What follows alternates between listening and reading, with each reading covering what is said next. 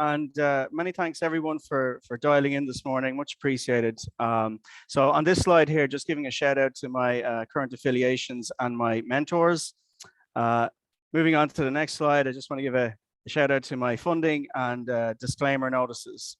Okay, so today I'm going to try something quite bold and brave. I'm going to start with something huge. So that's the EU Artificial Intelligence Act.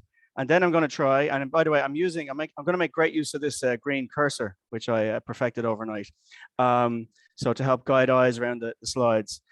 So I'm going to start with a very large thing and try my best to summarize some key bits of information that I find key anyway. And then love to hear what people have any thoughts on that later. About what I chose to be key versus what other people see as key.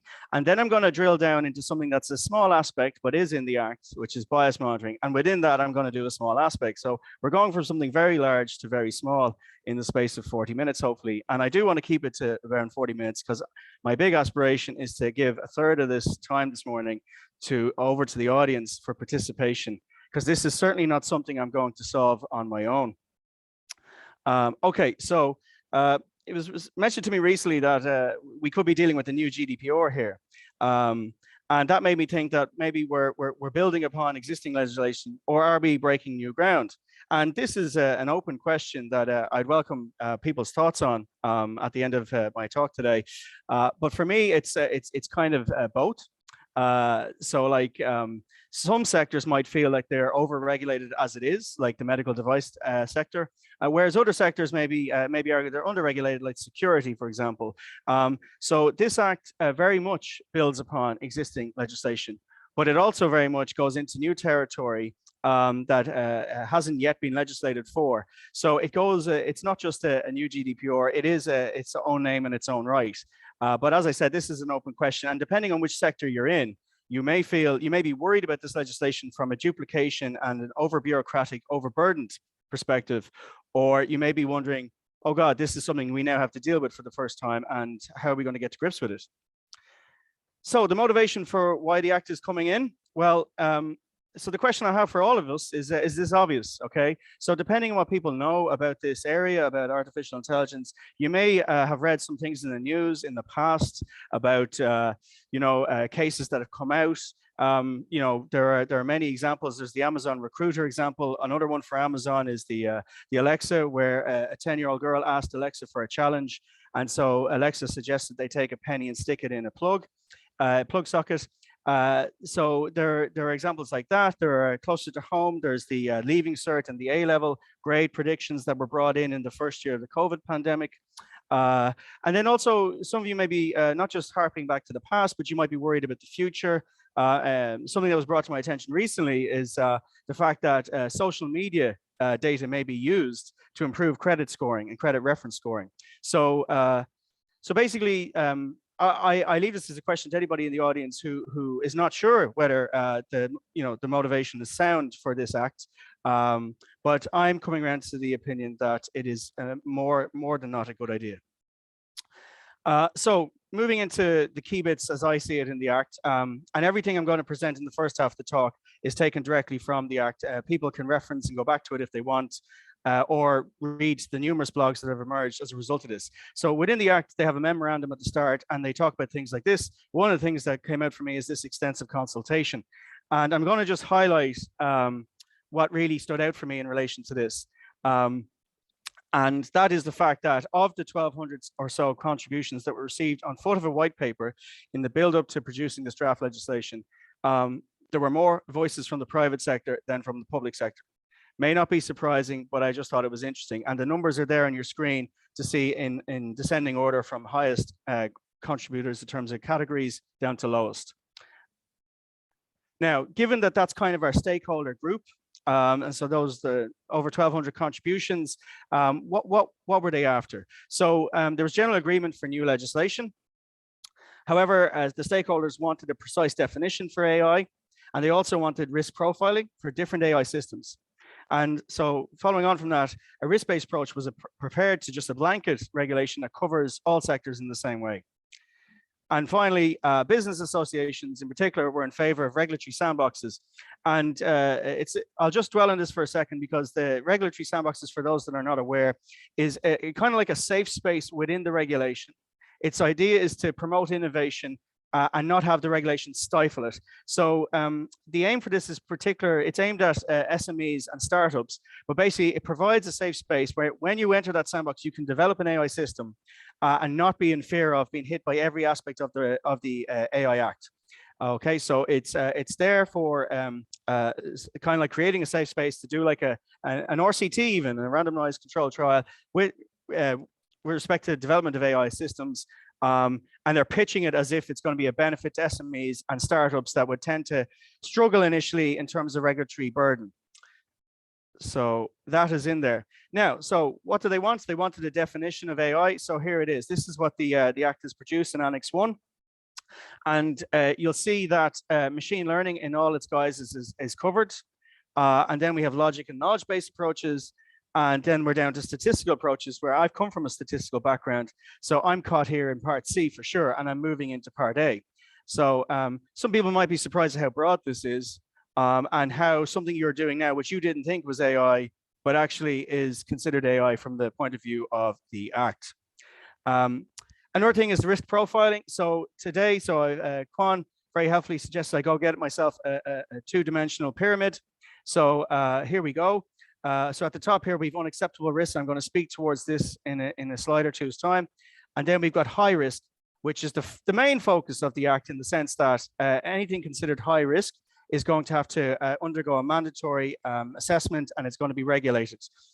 Below high risk, we have limited risk and minimal risk. And I'm not really going to speak about these today, unless people want to bring it up in the discussion afterwards, because for these two sectors, if your AI system is in these two categories at the bottom, you're expected to follow a voluntary code of conduct. Okay, so it's completely less onerous than if you have an AI system that's considered high risk. So I'm going to dwell on the top two more so than the bottom two. But let me start with special exemptions. So AI systems applied to military are exempt from the Act. Systems that are used to avert a terror threat are also exempt, and systems to search for a missing person are also exempt. And these are just the headlines of the special exemptions. As I said, if anybody wants to dig into the detail, you can seek out the Act. Moving on to unacceptable risks. So generalized surveillance of citizens is out. The manipulation of citizens is out, and the social scoring of citizens is out.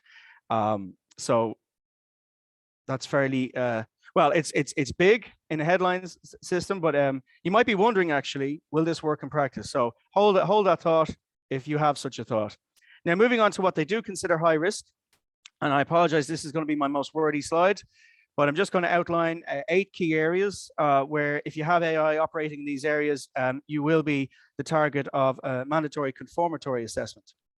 So critical infrastructure like transport, education or vocational training, okay, in terms of access, safety components of products, so like robot-assisted surgery, employment and access to self-employment, essential private and public services, so that includes credit scoring, which would potentially deny citizens opportunities to loans, law enforcement, migration and border control, and finally we have the and I have to move my Zoom bar here, sorry, administration of justice and democratic processes.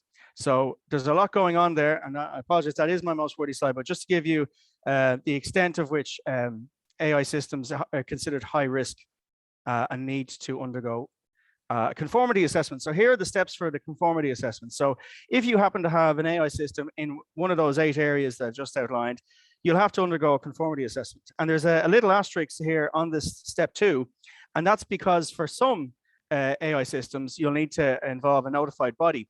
And I can tell you that within the Act, one specific area is remote biometric identification systems. If you happen to be developing AI in that area, you will not be able to undertake the conformity assessment yourself. You will have to invoke a third party to do it on your behalf.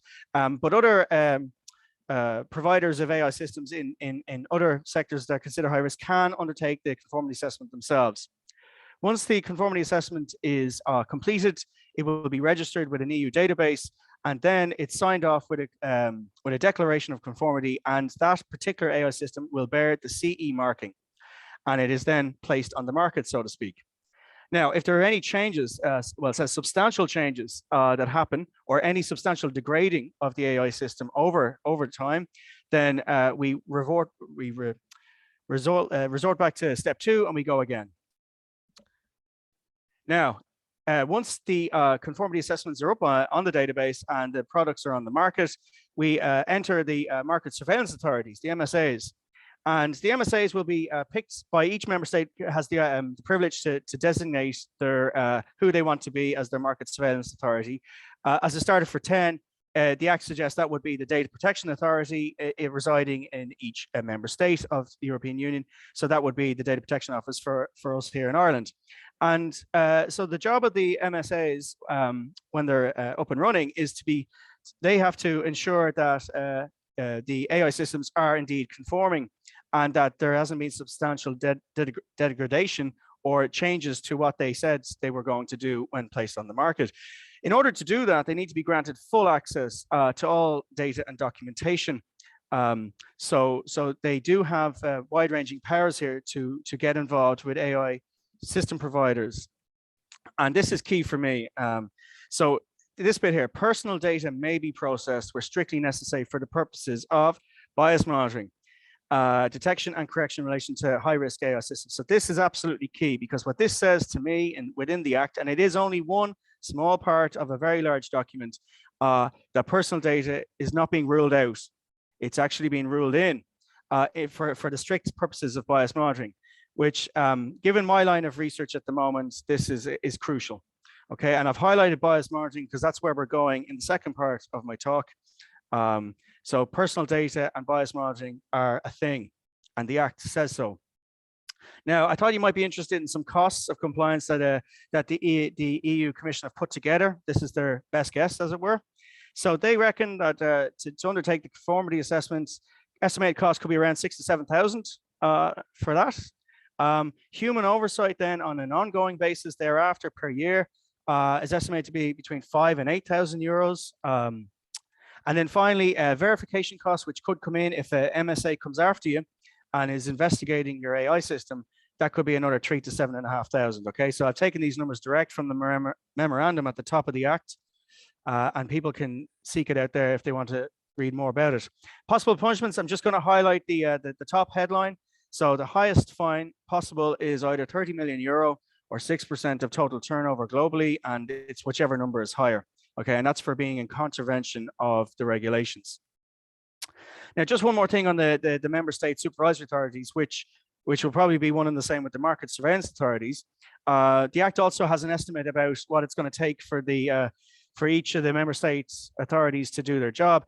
They estimate that, depending on resources already in place, that we could be looking at up to 25 additional full-time equivalent staffing requirements. So that's like hiring an extra 25 people full-time, or any sort of part-time arrangement thereafter. So if everybody was working half-time, you're looking at 50 new hires for, say, for example, the DPO in Ireland. So this is their guess at how much extra resource will be needed, and how is that going to be funded. So I just have some concluding thoughts on the key takeaways that I have from the Act this morning. So I genuinely think it's a bold undertaking, and I welcome it. Balances do need to be struck between certain trade-offs.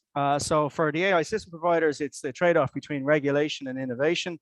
And for the individuals and EU citizens, we're talking about transparency versus privacy. But the Act is not ignorant of these things. It's aware of these trade-offs. So that's already there as an acknowledgement. And I have to move my Zoom bar again to read this one. But basically, I think it's a great opportunity for people such as myself and practitioners who are working in the field of algorithmic auditing to develop this space and help both AI providers and the regulators to successfully implement the Act. And I definitely think there's going to be scope in both those areas. So there's it's looking like a fruitful area.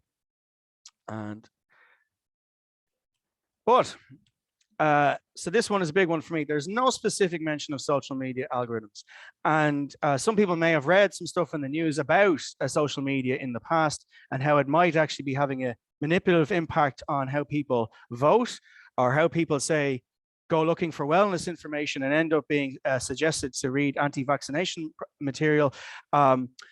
This is a big area for me. It's like the elephant in the room. There are words used in the Act which you may lend towards social media, but there's no specific mention of it. And especially when I mentioned before, for those that were listening at the time, that there may be, in the future, social media data may be used to refine and improve other decisions that are taken on behalf of humans in other sectors, such as banking and insurance. So that's a big one for me, needs to be addressed. Another one is ongoing classification of risk. This Act kind of feels a bit static, and they do talk about future and future proofing, but I'm not quite convinced about the process of ongoing classification of risk. Technology doesn't stand still, and how is that going to be done, and on what basis, and who exactly is going to do it? So while the Act is a good start, the ongoing nature of technology would suggest that it needs to address this area. And finally, I've already alluded to maybe with the additional resources that might be needed. There is a massive question for me over whether or not the regulators in each member state are actually up for the job as it stands. So there could be a shock coming to all concerned when this Act comes in. It could be gently introduced later this year. But what I'm hearing, that the conformity assessments won't really take off until 2024. So there is going to be time for everybody to get over the shock factor and to build themselves up to it. But I think on the regulatory side, I would have a concern there. So these are questions that I'd like you to think about, and maybe we can discuss further when I'm finished in about 20 minutes time. Okay, so bias monitoring. So as I said, we're moving from a very large piece of work, the AI Act, and now we're drilling down into one specific area, which got one mention in the last batch of slides. So I'm trying to impress upon you that we're drilling down into minutiae here. And even within that, this is a paper that I saw. And what I liked about it is it's taking the whole audit of an algorithm, and bias monitoring is even just forming one part of this. If you think about it from an audit perspective, bias monitoring is only one aspect of it. Okay, so there's lots of things I'm not going to be covering today. I'm only going to share a little bit with you, but it's a start. But what I like about this paper, so it has this table on the right, which kind of outlines many different areas that would be critical to undertaking a very robust audit. But it also talked about the basic elements, and it lists them just as follows: the stakeholder interest and metrics. And what I like is it puts stakeholder first.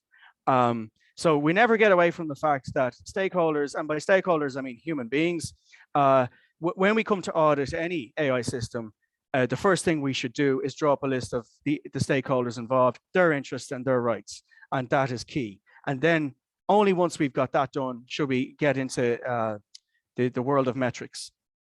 So I like the emphasis in that paper. So that aside, drilling down even further, I'm going to talk about or introduce three different techniques, methods, so to speak, today. So I'm just going to move my Zoom bar out of the way again. And I'm going to walk you through these three different techniques with a real world data example. So we have, it might be for those that are not technically minded, this is very statistical, I accept that, but essentially the first bit is correlations between pairs of variables or features as they're known in the machine learning world. That's the bivariate part. I consider this exploratory analysis, so we're just literally exploring around the data set that we might be using. Then we move on to confusion matrices, and it's a great name, and it's a good name because it might be easy to get confused about it, but it's really nice, and I've got a paper to introduce it in a bit. And it's associated metrics, again, exploratory. It's just helping us get a feel for what we're dealing with. And then finally, I'm advocating a bit of statistical modeling, which I consider confirmatory. So we build upon the first two bits to then wrap it up in a model and to kind of send the message home, so to speak. Okay, that's the kind of idea. Okay, so a plug here to Karina who's on the call. So I really like this paper that she's done with Christoph Heitz. So it's a great paper, and I'm not really going to do it justice today, but they talk about group fairness, and they talk about the fairness criterion on the bottom, and they really do a great job of motivating it. But what I'm taking out that paper for today specifically is the way in which they introduce the different variables that matter when it comes to investigating fairness. So in the middle here in the orange box, we have a vector of variables, okay, and I'm going to introduce all of them. So A represents the set of features that are bias critical, okay. Now, Karina talks about them as being sensitive attributes. Or they could be the sociodemographic. They are the features that describe us humans, okay, very, very directly, sociodemographic style. And then X are the set of features that are very key for the business and help the business understand their business and then make decisions. Okay, so then we have Y hat, which is the predictions that are used when you're using AI. You have data and then you crunch out some numbers, you get predictions. Then you have D, which is the decisions, which can be assisted by AI. And then finally, Y is the customer outcome, which if you have historic data, you will observe this. Okay, and then you can refine your model. So to sum, we have Y hat, which is a function, not necessarily all the time, but it is in theory a function of A and X of those features. So these predictions inform D for the business that take decisions on customers. And then later on, we observe what actually happens in relation to those customers. So introducing the real world example for today. So it's thanks to Idiro, my company, my partner company, I should say. So they furnished me with 1 month's data crossing over from August, September last year from one mobile phone network provider in the Caribbean. That translated into almost 1 million unique subscribers and over 300 features, primarily business, but there was one particular bias one, which I'll introduce in a minute. And here's the world as I found it when I started to work with Idiro. So basically, features are incorporated into a random forest process to predict churn. And churn, very applied to this example, is when subscribers leave the network, okay? So the information is used. So the data that's collected is used to get predictions on subscribers about who is most likely to leave the network. This is fed back to the network provider, who then targets certain subscribers with campaign advertising, like for example, deals, like reduction on minutes and data and all the rest of it, in an attempt to retain them as customers, okay? So that is the world as I found it. And into that world, I'm going to have a look from a bias perspective, a bias monitoring perspective. So this is a really small example just to walk through some techniques, and doesn't do justice to the amount of data that is crunched in the real world for business purposes. So I'm just going to take one feature for A and X. So the feature for A is age. Okay, so we all have an age, and that's in this example. And then X is a key business feature, and I know that from talking with Idiro. We know that top-up is predictive of churn. So therefore, that's a monetary amount. So I got a heads up from the business, what is a key business feature from their perspective. We also have the predicted score of churning for each subscriber, and that's from 0 to 100. And then we know whether they were campaigned, yes or no, by the business. And we also know whether they churned or not at the end of the month. So we'll go into some visual descriptives. So first up, we have age on the y-axis here of this dot plot, and the risk score. So this is the predicted Y on the x-axis. And we have a dot plot here where it's either churn and no churn. So I'm looking here for a distinct pattern, like as we go from young age to old age, do we see anything different? And it's not clear to me that it's not very evident. And I'll do that by contrast now, that there is strong evidence of some sort of distortion between young and old in relation to churning here in this model.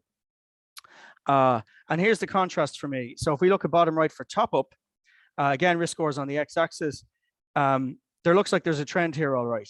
So we've replaced age with top up, and we can see that people that spend a lot of money in the month on their phone, they are predicted as very low likelihood of churning. But as we fall down the y-axis and people top up less and less in the month, we can see that the blue dots are starting to turn to orange. And then I can't see any blue dots there once we get above, say, the 70% chance of churning. Okay, so there looks like a clear trend there in terms of top up, but we don't see such a strong trend in terms of age. And knowing the data as I do now, this is perhaps not surprising because the whole point of machine learning process is to classify, is to discriminate, and top up is a key business feature, as I've mentioned. And I do know from working with Idiro that age has not always been a key feature in the prediction of churn. But that's the beauty of bias monitoring, because it brings back bias critical features regardless of predictability.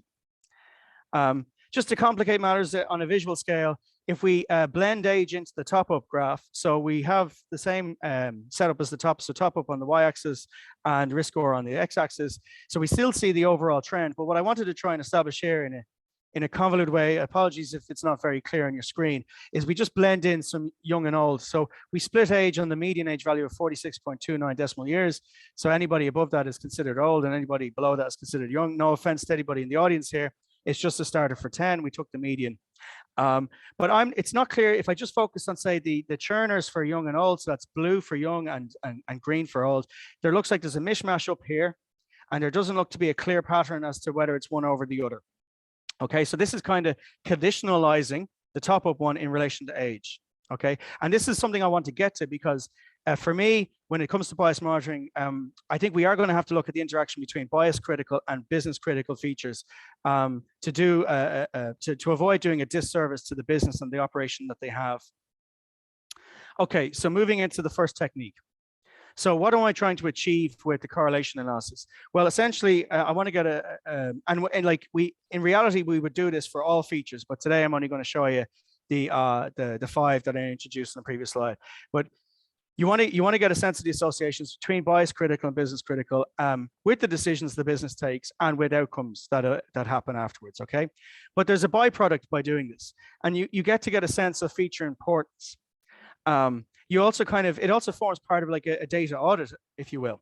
And there's a really interesting thing that I find anyway in looking at this about multicollinearity. Now, multicollinearity as a statistician is an issue, but having spoken to some data scientists, multicollinearity may not be such an issue. And I'm beginning to understand why. If you're only interested in prediction, then you want the best feature set and you just want the best prediction. And therefore, multicollinearity is not an issue. However, if your task is not about the best prediction, but you actually want to understand how the features interact with each other and then explain stuff about those features and their dynamics in relation to the outcomes of interest, then multicollinearity becomes an issue. So only if you want to dive into the, say, the predictor side of a model and say, well, these all feed into the target, but how do they feed in? If you want to know that, and we might want to know that with bias monitoring, since we're reintroducing bias critical features into the model to see how they or do not work in the model setup, then explainability becomes an issue, and that's when multicollinearity can become an issue. Okay, so it's not an issue for predictability, but it is an issue for explainability. Okay, so some results. I've got a little legend up here, which I hope you can see. And the reason why is because when I introduce this 5x5 correlation matrix, each little box here contains 3 bits of information. So we have the correlation coefficient between each of the pairs, and we have the significance attached to that, statistical significance, and then we have the number of observations, which is rounded. So it's not giving precise, but basically the 980,000 up here is, you can take it from me, is the full information in the data set that I had access to, whereas here we have less than full information. The asterisk attached to each of the correlation coefficients is there to let me know that it's significant at the 5% level of significance, which is the statistical concept. So everything's looking significant, but most things are not looking that strong. However, things are looking strong for the predicted score in relation to things that matter, and that is, I wouldn't call these very strong correlations, by the way. They're not up at 75% or higher, but they're certainly remarkably stronger than anything else. But there's another thing I want to highlight here about what's going on here with predicted score, because from this, and predicted score was generated by looking at many features, which I'm not discussing today, including top-up. It seems that not all subscribers have full information. And so therefore, if you don't have full information, you're not going to end up with a score if the feature involved didn't have full information. So we have a situation here where predicted score is a variable I'm looking at, and it's got only partially covered. And over half the subscriber base that I have don't have a score. Now, if you are going to look at complete case analysis, which you would be doing it in a statistical model, this is going to have implications if you were to throw predicted score into your predictor set in a statistical model. Because what happens is it forces everything to be the lowest common denominator, and everything must have only the information of the least contributing variable. So here that would mean that everything else would only have, so all the subscribers that have partial information get chucked out, and we're left in a world where we're only looking at subscribers with full information. And that can change the story. So there's just one example. There's more if you're eagle-eyed and looking around. But just to show you, now we're looking at very weak associations here between age and the other features. But we had a situation where full information between age and top-up, with everybody included, had a very small, weak, significant correlation of nearly 2.5%, right? And it was positive. So as you get older, you have more top-up. That's what the association is telling me. However, when we look at complete case for the setup here, and we lose over half the data set, the sign flips and it says it's significant in the other direction. Now, I'm not very concerned about the strength of these correlation coefficients, but this is just to show you that when the data set changes, associations can change. I'll give you another example.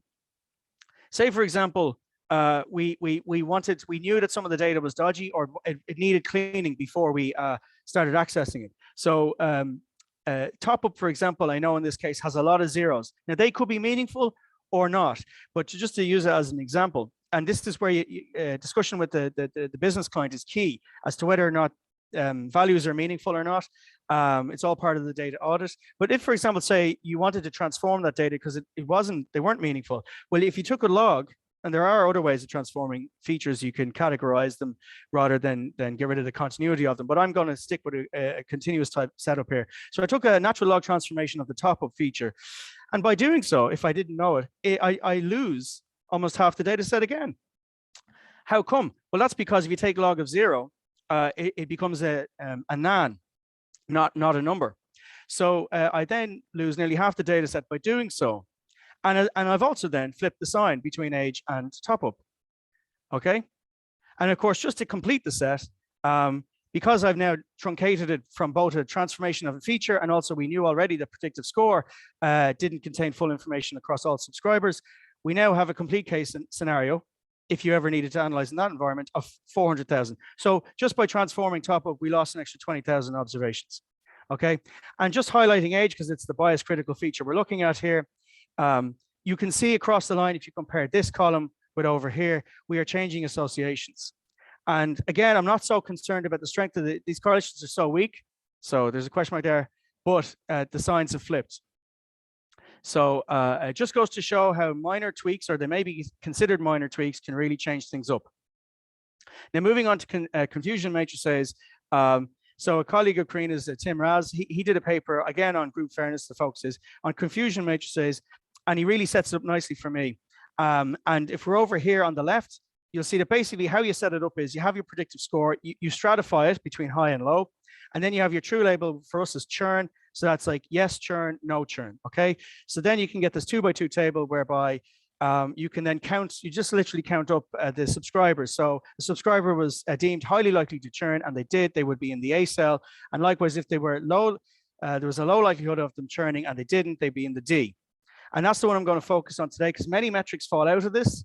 But I'm going to focus on accuracy, which is simply the true positives plus the true negatives divided by the N for the total 2x2. But since we're looking at groups here, if I move over to the right-hand side, we have, this is just, they've just done a generic here, Tim's done generic, but for us, it could be young and old if we stratify in the median age, but also top up, low and high.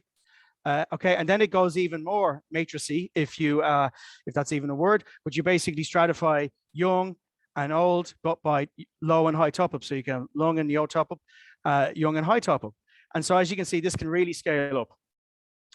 So, and I just want to plug Ivan here, a colleague of mine in Idiro, who did this really great pictorial of the confusion matrix and how you can literally go around the 2x2. And every time you do, you create 2 metrics. So we get a total of 8. So well done, Ivan, for putting that together. So let's look at accuracy in terms of our situation, the example I'm walking you through. So again, we'll start with age. This is the age plot. So we've got accuracy now on the y-axis, and we have our risk score. So in order to generate this plot, what we did was we stratified risk low and high at many different deciles, basically, of the risk score. So that's how we were able to generate multiple coordinates across the plot like this. And what the takeaway is here is I don't see much evidence of a disparity in the model's ability to discriminate between age. Okay, so it's not doing a great job of discrimination, and that would lend itself to suggesting there's not much of a bias story here. By contrast, with the top up, there looks like there's evidence of looks like clear daylight between these two curves. So it looks like on the accuracy metric alone, and of course, for a proper bias monitoring, we should be looking at all of the 8 metrics that Ivan has coded up on the previous page. But just here alone, just on eyeballing it looks like the model's doing a better job at just for accuracy in relation to the group above, the top up above $6 a month in the month. Okay. And I don't think that's that surprising, because anybody that's topping up more is probably considered not to churn, and then they don't churn, and therefore they're easily plopped into the confusion matrix. So it's having a harder time for those with lower churn, lower top-up amounts. Okay, so there looks like the model is better able to discriminate here. So in terms of what you'd want to see from a bias detection perspective, if you saw this, you wouldn't be so concerned about bias. If you saw this and this was the bias critical feature, you'd be more concerned. And to wrap this all up, now that I've walked you through 2 exploratory techniques, statistical modeling. So given in the setup today, we're looking at binary variables. So campaigned and churned are the outcomes of interest that I want to map to, and they're both binary. So either a subscriber was campaigned to, yes or no, and they churned, yes or no. So therefore, that makes logistic regression a suitable model, because it's a model that specializes in having binary outcomes. So therefore, just like with the correlation analysis, I'm going to introduce 4 tables, one at a time. And down the bottom here, just to remind people of what the odds ratios are, I just got it there, but I'll walk you through it. So this is a logistical regression output. We're starting with campaigned as the outcome. So OR is the odds ratio. And then we have a very simple model, which is not doing justice to the business model of the real world, but it's just taking top up and age and the interaction between 2. So we have the bias critical, business critical, and the interaction. And you can take it from me by looking at this, that the odds ratio attached to age is significant. Okay, so the p-value is less than 0.05, and therefore we should be taking seriously what this odds ratio is. It's above 1, which means that as we get older, we're more likely to be campaigned. That's the kind of take-home message. And because this p-value is below 5%, it's suggesting we take it serious if we believe this model. As you can see, for the number of observations, we've got full information, because we don't have predicted score in this model. We just have age and top up, and they were both fully adhered to. But the pseudo-R squared, as I'm giving as one measure of model fit, is pretty poor at 1%. But again, not surprising, because there's so much I'm excluding here. Top up is seen as being significant also, and below 1, so therefore more top up means less campaigned, less likely to be campaigned, and the interaction of the 2 is not significant. Okay. Likewise for churned. So again, we're dealing with the same full information set. Pseudo-R squared is slightly better than the campaign model, but still not great for obvious reasons. Again, but in this case, all the p-values are set to 0, which means everything here is significant, and things slightly strengthen from the campaign. So again, the association is age is older are more likely to churn. Top up, more top up, less likely to churn. And then the interaction kind of takes the sting off the age result, because how to interpret this interaction here is that basically as we get older and top up more, we're less likely to churn. This value is below 1 and it's significant. So that basically means that in this association, top up is driving more so than age. Okay, but everything is deemed significant. Now, as I said before, maybe top up is not so clean and it needs some cleaning up. The only change up in the model I'm presenting on the top right versus top left is that I've replaced replaced top up with the log form of top up. As a result of doing that, I've chopped off nearly half the data set, but I've improved the R squared, the pseudo R squared, 5-fold. And I know it's still a very low number, but I'm doing what all politicians do really well, which is bigging it up. So we have a 5-fold increase in model fit. Maybe something's happening here. The model is picking up something in the data. Also, the age coefficient has become insignificant. It's way above 5%. And the interaction, which was insignificant, is even more strongly insignificant, which means then if we believe in this transformation and we lose nearly half the data set, that top up is driving the show here. And there's nothing to see in relation to age. And then if we do likewise for the churns, We get, again, same number of observations are lost because we've replaced top up with log top up. We have a threefold increase in model fit. So again, model improved. And look what happens. Age drops off as being significant, and the interaction also drops off, and the top up becomes the only show in town. And these coefficients have strengthened by doing so. So the story gets stronger. And we can also eyeball by going across campaigns and churns that suggesting the top up is more of a driving force in relation to churn than is campaigns.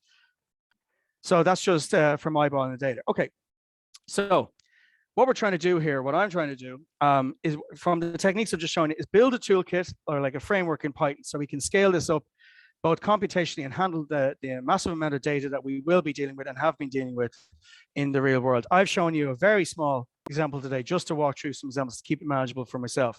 My advice would be to describe observed levels of parity in great detail and as robustly as you can, especially in relation to the bias features, before we possibly consider enforcing any parity correction. And I didn't go anywhere near enforcing parity correction because that's going to be a future talk, which I hope you can join me for then. So today was more descriptive. Enforcing parity is for a future date. My sense is that there's no way you're going to be able to do bias monitoring without very close collaboration with the business involved. You really need to understand the business model of operation, and also the business needs to understand what we're up to when we're trying to audit the algorithm and do bias detection. So it's a two-way street, and it's not going to work robustly without close collaboration. A real issue, especially in relation to bias critical data, is either dodgy, so poorly collected data, or simply no data. So if you remember from the AI Act slides, that the market surveillance authorities are expected to have full access to data and documentation, and that includes personal data if so required for bias monitoring. But this is a real issue if the AI provider doesn't have it or has some very unusable data. So from a perspective of auditing algorithms, we need to work out whether dodgy data is one, usable, so it can be cleaned up. For example, top up, in the example I used, I log transformed it and I ran with that. However, the data may be unusable and therefore it may as well not even exist. And then we're in the world of either synthetic or survey alternatives, where we have to survey customers or we have to just basically create a synthetic version. And both of those areas are research fields in their own right. And lastly, it's just to give due consideration to two elements when working with business is customer data privacy and business IP, intellectual property. These are two areas that I believe can be overcome, but they do need due consideration. And on that, I've run over 40 minutes. I apologize. I hope we still have time for some decent conversation, but I want to just thank you for your time. And I want to thank these guys here for helping me so far on the journey. It's a great journey and looking forward to the next steps with it. Thank you very much.